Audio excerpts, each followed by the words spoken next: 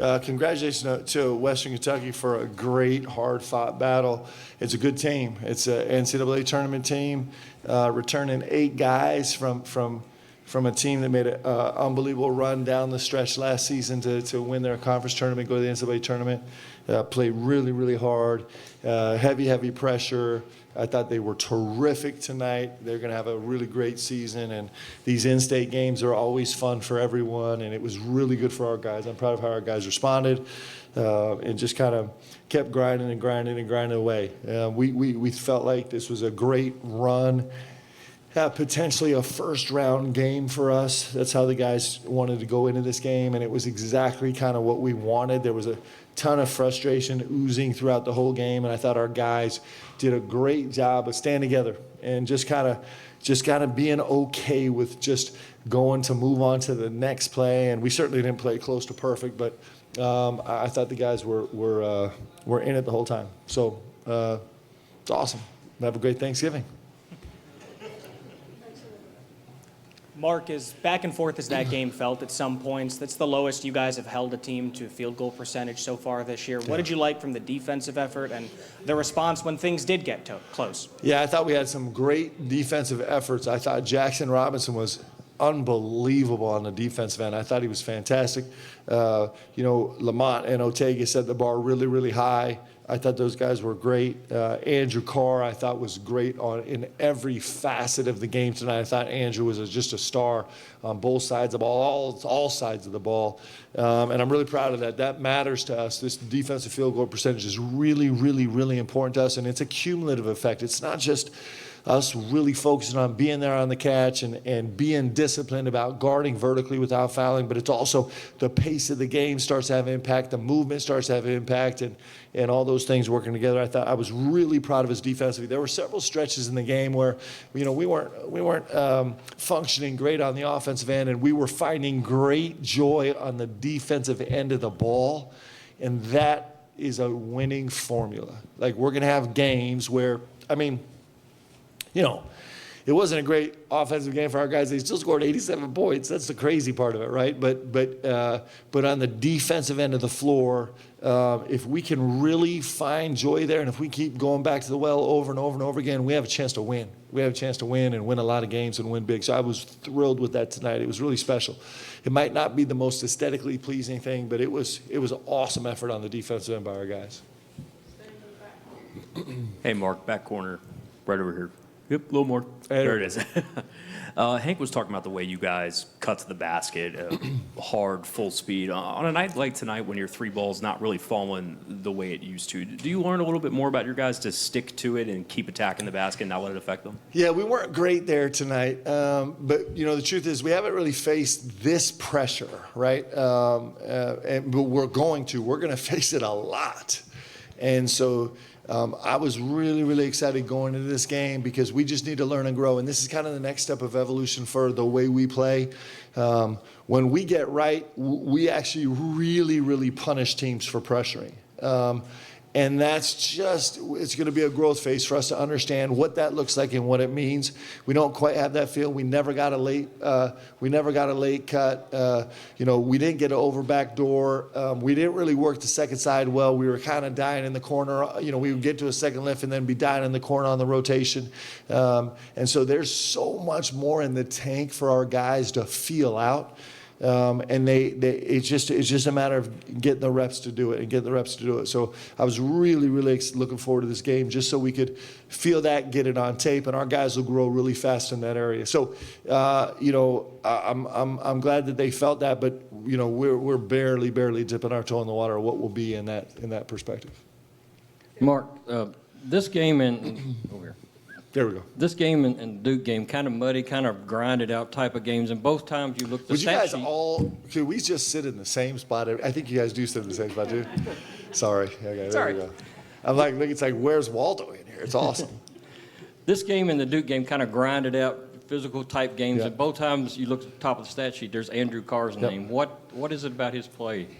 Well, Andrew's always been known as a really, really physical player. Yeah, I'm joking a little bit, but he is. He's got a really terrific physicality. I thought his focus was unbelievable tonight. So just our guys have a goal, one specific goal. Every time we walk into practice, our assistant coaches, our staff does an unbelievable job of giving our guys one very specific goal. And so Andrew Carr's goal yesterday was to demand a catch, even to the point of yelling and screaming at his teammates just one time to earn a catch. That was his goal yesterday. And he was unbelievable today, winning catches and being physical with the ball. Like, he was really special. And these really specific, measurable, obtainable goals that our staff works so hard with our players to have every single day, they pay off. And that was a great example. It was a really terrific example. I thought he was great today, and I thought he was demanding.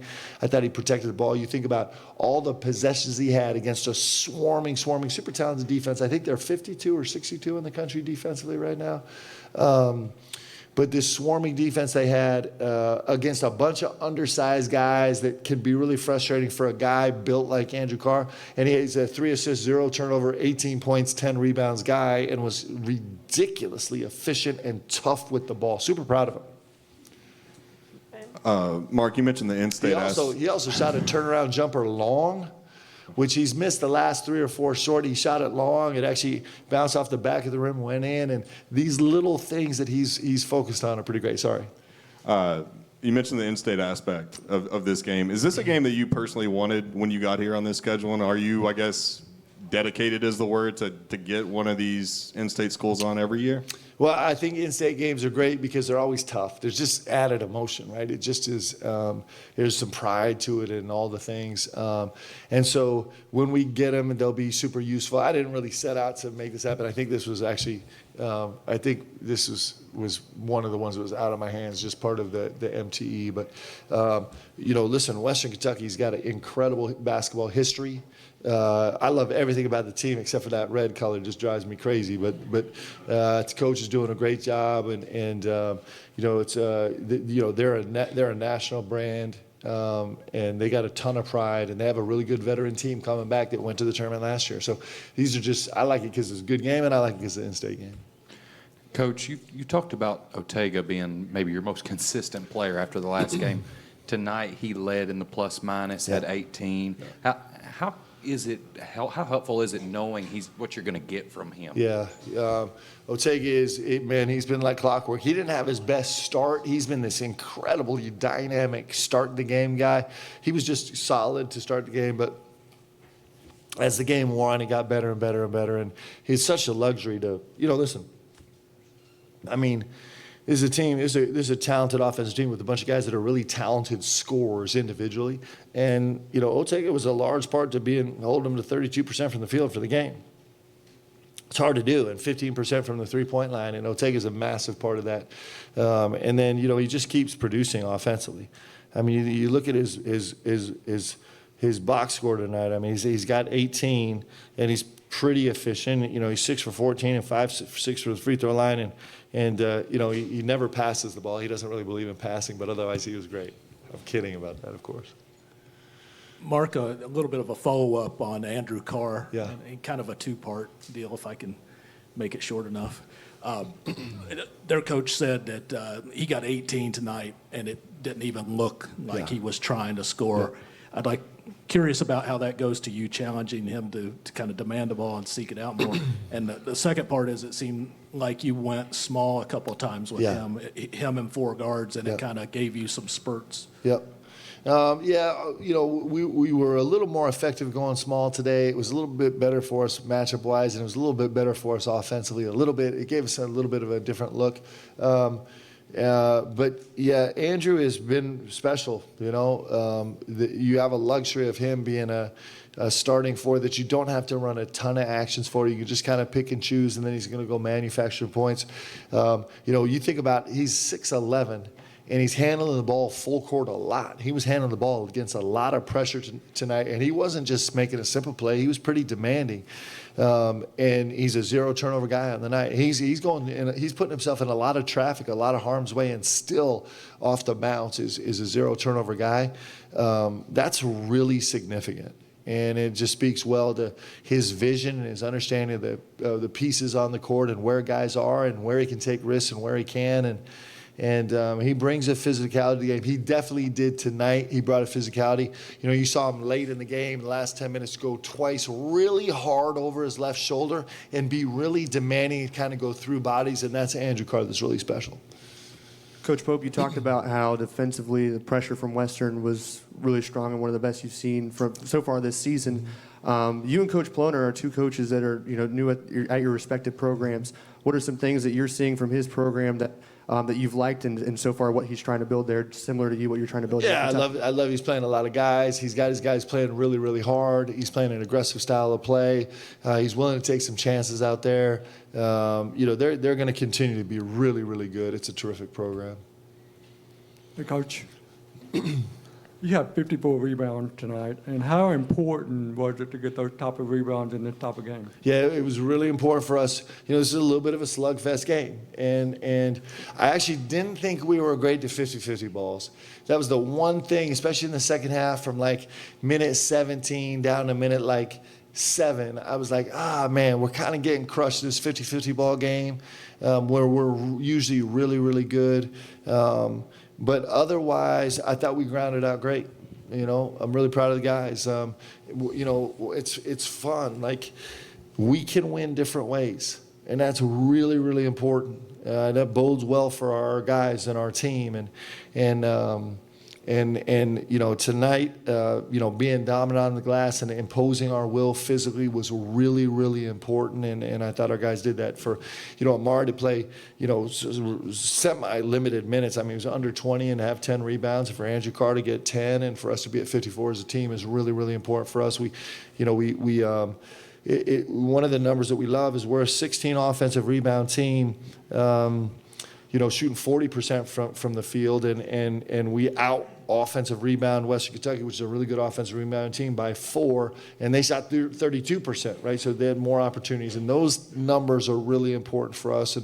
And the fact that we can go grind out a game and win it, it's awesome. This is really important. I'm really proud of our guys tonight.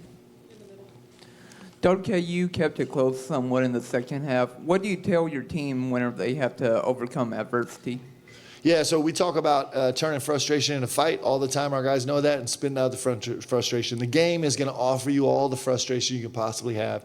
And the guys that metabolize that frustration really quick and get it out are great. And, we had some guys that maybe got stuck in a little bit of a frustrated mode, but for the most part, our team kept looking internally, kept looking inward, and we're pretty good at metabolizing frustration. That is massively important, especially as we got our run here for the next couple weeks is super challenging. And then we jump into this league. We got 9 teams in the SEC in the top 25. It's like back in the heyday, and it's going to be a gauntlet, and our ability to absorb and metabolize frustration and get it out really quick is going to be massively important. And I like where we are right now. We got to keep growing and get better and better at that, but I like where we are. Coach, Western's leading scorer, Don McHenry, you held him to 9 points tonight. He was 1 for 7 from 3 and 3 of 16 from the field. What was your kind of game plan to stop Don? Yeah, he's a terrific player. We had to pay a lot of attention to him. He's really, really terrific player. Our guys paid good attention to scout. He's got such a great burst. He's a start, stop hesitation guy. Our guys were really good at kind of dialing in on him, and that's an important part of this game for sure. He's a very talented player. Mark, Western Kentucky last year with their former coach was the most up-tempo team in the country. They remained that this season. How beneficial was it for you guys to go against a team like that, especially when it gets to SEC play? It was really good for us because we'll feel this dynamic in a game a lot. I think this will be something that's present. And I was proud of a couple things. One, against Jackson State, we had a couple, transition offensive opportunities where we had a highlight play, and then they raced it back down the floor against us for a quick score, and that's supposed to be us, right? So that was frustrating. I think our guys did a great job addressing that, minus some transition after turnovers. I thought our guys were pretty good inexplicably after a couple of free throws. We weren't great, but I was glad that we got better. We made some progress tonight in that area, and we got a ton of data now, a ton of film where we can really go back and show our guys, like, okay, listen, this is when you feel pressure, this is how you want to attack. It's going to make us way better. That's probably the most important part of this game is how it's going to help us grow. Coach, when you came into this program, the fans were obviously a big deal, and when Western was able to close that lead to 6 points in the second half, the fans just erupted and were cheering for the team. How important is it for the fans to you in this game? We can't do this without BBN, and why would we want to, right? Like, it's the best relationship there is in college sports and maybe all sports altogether. Actually, I may be biased, but I believe it's the best relationship in all sports, and so we love it. I love that people came and show out and support these guys and celebrate with them. And at some point, we're gonna all suffer a little bit together, and then we're gonna celebrate with tears of joy together. And the fact that we get to do it together, all 22,000 of us, give or take something, is awesome. It's awesome. We had a friend come to the game who has never missed a Kentucky game ever, and this was the first time he's ever actually been in the gym for a Kentucky game. And that's just like, come on, man. There's nothing like BBN. It's awesome. So it's really great. Happy Thanksgiving. Hope you guys have a great Thanksgiving. And we got a lot to be thankful for. So, and I'm super grateful for you guys. I'm grateful for you guys telling these stories. Even when you guys start writing terrible things about me, I'll still be grateful for you. Have a Thanksgiving.